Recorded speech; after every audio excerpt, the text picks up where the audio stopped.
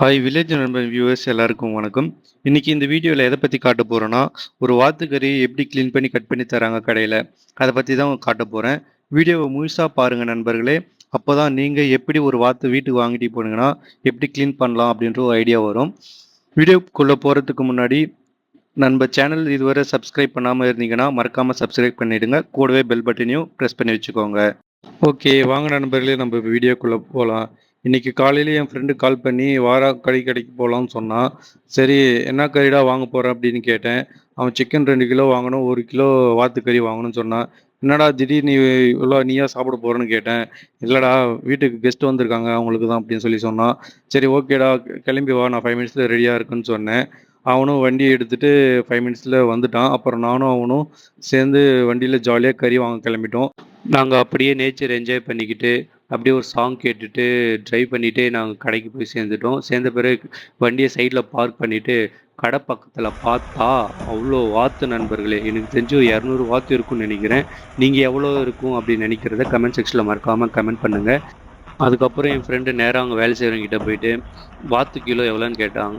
அதுக்கு அவங்க 240 ரூபான்னு அப்படின்னு சொன்னாங்க. நீங்கள் வாத்தா வாங்கினீங்கன்னா 200 கிலோ வாங்கினீங்க 240 ரூபான்னு சொன்னாங்க.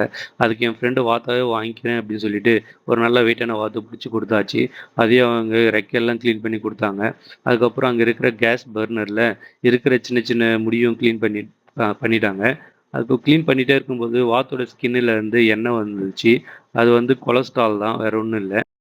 பொதுவாகவே பார்த்தீங்கன்னா வாத்து வந்து கொலஸ்ட்ரால் ரிச் மீட்டு. அதனால தான் அந்த மாதிரி எண்ணெய் வெளியில் வந்தது. அதை நம்ம நண்பர் தொடச்சி எடுத்துட்டாரு.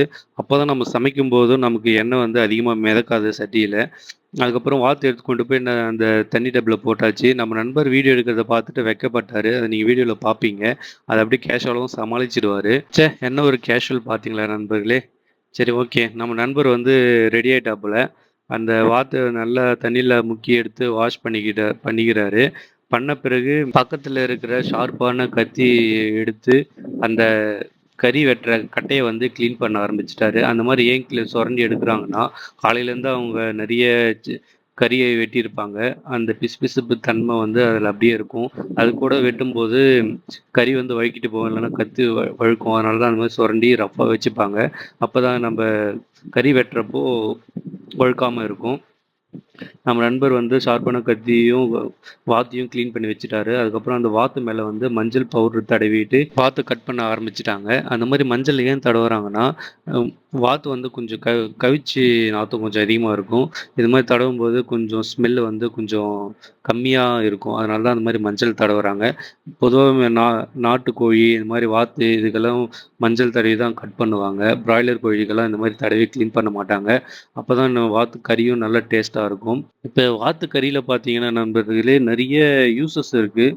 இது வந்து நமக்கு புரோட்டீன் அதிகமாக இருக்குது. அப்புறம் கொலஸ்ட்ராலு, அப்புறம் vitamin A, C, E, D, அப்புறம் மைக்ரோ நியூட்ரியன்ட்ஸ், அயன் கண்டென்ட் இதெல்லாம் அதிகமாக நமக்கு வாத்துக்கறி சாப்பிட்றதுனால கிடைக்குது. அப்புறம் நண்பர்களே, இப்போ நல்லா குக் பண்ண வாத்துக்கறியை வந்து நம்ம ப்ரெக்னென்ட் உமன்ஸுக்கு கொடுத்தோம்னா அவங்களுக்கு ஹீமோகுளோபின் லெவலு இன்க்ரீஸ் ஆகும்.